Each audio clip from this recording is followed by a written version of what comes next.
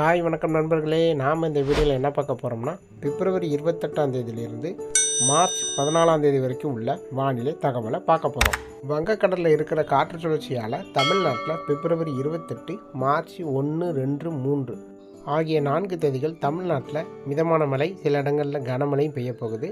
அதாவது தென் மாநிலத்தை பொறுத்த வரைக்கும் கன்னியாகுமரி, தூத்துக்குடி, தென்காசி, திருநெல்வேலி, ராமநாதபுரம், விருதுநகர், மதுரை, தேனி, சிவகங்கை, புதுக்கோட்டை, திண்டுக்கல், திருச்சி ஆகிய பகுதிகளில் மிதமான மழை, சில இடங்களில் கனமழையும் பெய்யும். இதே போல் டெல்டா மாவட்டங்களான தஞ்சாவூர், திருவாரூர், நாகப்பட்டினம், காரைக்குடி, மயிலாடுதுறை, கடலூர், அரியலூர், பெரம்பலூர் ஆகிய மாவட்டங்களில் சில இடங்களில் சாரல் மழை அல்லது மிதமான மழை பெய்யும். ஒரு சில இடங்களில் மட்டும் கனமழை பெய்யும்.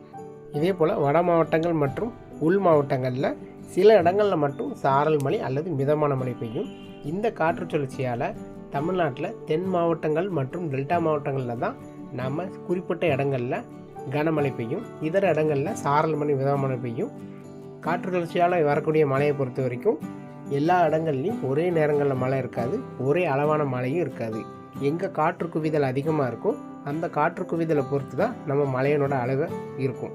அதாவது சில இடங்களில் சாரல் மழை பெய்யும், சில இடங்களில் மிதமான மழை பெய்யும், சில இடங்களில் மழை பெய்யாமையும் ஒதுக்கவும் செய்யும், சில இடங்களில் கனமழையாகவும் பெய்யும். இதன் பிறகு மார்ச் 4ஆம் தேதியிலிருந்து மார்ச் 10ஆம் தேதி வரைக்கும் தமிழ்நாட்டில் பகல் நேரங்களில் அதிகமான வெப்பநிலை இருக்கும். இரவு மற்றும் அதிகாலை நேரங்களில் கடுமையான பனிப்பொழிவும் இருக்கும். இதன் பிறகு மறுபடியும் வங்கக்கடலில் ஒரு காற்று சுழற்சி ஒன்று உருவாக போகுது. இந்த காற்று சுழற்சியால் தமிழ்நாட்டில் மார்ச் 11, 12, 13, 14 ஆகிய 4 தேதிகள் மிதமான மழை, சில இடங்களில் கனமழையும் பெய்யும். அது எந்தெந்த நாட்கள் எந்த மாவட்டங்களில் மழை இருக்குங்கிறத நாட்கள் நெருங்கும் போது நான் பதிவு செய்கிறேன். மார்ச், ஏப்ரல், மே ஆகிய 3 மாதங்கள் இந்த வருடம் கோடை காலத்தில் சிறப்பான மழைப்பொழிவு தமிழ்நாட்டில் பெய்யும்.